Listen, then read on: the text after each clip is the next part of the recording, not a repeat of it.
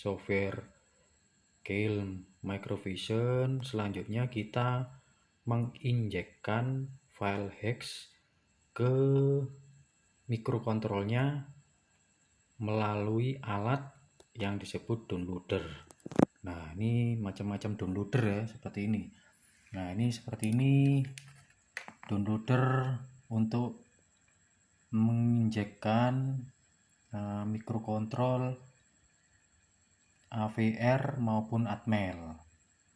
Tapi ini enggak saya pakai karena ini menggunakan port serial, sementara laptop saya sudah tidak punya port serial lagi, yang ada hanya port USB. Ini juga bikin sendiri dulu, tapi enggak saya pakai karena ini pakai port paralel atau DB25. Ini juga enggak saya pakai.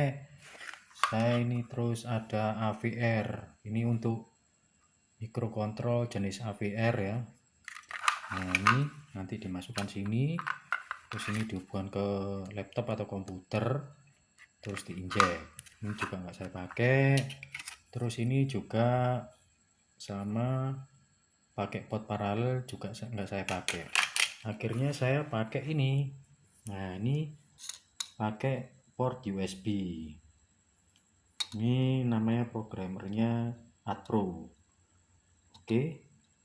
Nah, oh ya, mungkin ada pertanyaan, kok macam-macam ya microcontrol itu atau mikrokontrol itu kok macam-macam ya. Misalnya aja mikrokontrol yang saya tahu itu Atmel, AVR, terus microchip ya, itu pabrikannya beda-beda dan setiap pabrik itu mengeluarkan tipe yang berbeda-beda. Misalnya saja Atmel 80S51, 80S52, macam-macam, banyak sekali. Kalau untuk downloadernya merek-merek PIC keluaran dari microchip, pabrik microchip ini seperti ini. Nah, ini misalnya MPLAB ACD2 ya kan. Terus ini juga ada PIC Kit 1. Kalau yang di toko online tuh kebanyakan mereka yang jual sekarang itu PIC Kit 3 ya, atau 3 ya. Dulu PIC Kit 2. Terus sekarang banyak yang jual PIC Kit 3. Terus ada juga yang seperti ini. Nah, ini lu balik. PIC Start Plus. Nah, ini juga orisinil dari pabrik microchip ya, sudah lama sekali ini. Oke, sebelum kita menginjekkan file hex, nah ini saya ingin kasih tahu, tadi kan disimpan di folder microvision ya. Oke, lalu di folder wifi. Oke, terus disimpan di sini nih file hexnya di objek. Nah, ini kan file wifi hex. Nah, sebenarnya file hex ini apa sih isinya? Coba kita buka ya.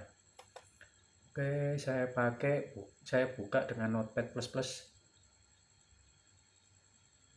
Nah, ini isinya ini seperti sementara gitu dulu. Langsung saya lanjutkan ke screen monitor ya. Langsung saya buka programmernya. Nah, ini sudah ready ya. Ini tulisannya MDFly Pro Programmer. Ini sudah ready.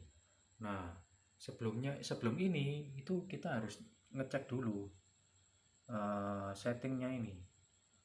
Dia ada di COM berapa. Nah, ini ada di COM 3 ya. Ya kan? Nah, kita harus ngecek di laptop. Nah, buka control panel, kemudian hardware, terus kemudian device manager. Nah, kemudian kita lihat ini komportnya. Nah, ini terdeteksi ya, prolific USB to serial. Nah, ini di COM 3 ya, ada di COM 3. Jadi nanti yang di software AdPro tadi harus menyesuaikan ini di COM 3. Kalau misalnya di AdPro di COM 4 ya harus dipindah ke COM 3. Oke, kembali ke software AdPro-nya ya. Nah, ini ya. Oke, karena kita memakai mikrokontrol AT89S51. Nah, ini pilihannya. Oke. Nah, kita tekan erase dulu untuk menghapus program-program lama. Nah, ini sudah erase komplit ya. Kemudian kita open. Nah, kita cari di mana file hex-nya kita simpan. Kebetulan saya taruh di desktop ya. Desktop, microversion, terus di wifi, ada di objek. Nah, ini kok kosong. Nah, ini karena kita mencari file hex. Nah, ini hexnya. Kita pilih. Nah,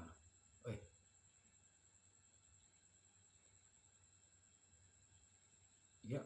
Nah, ini muncul ya file hexnya ya. Kita pilih, lalu kita open. Oke.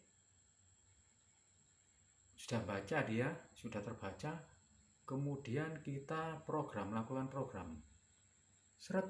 Nah, ini dia melakukan program. Oke. Nah, komplit.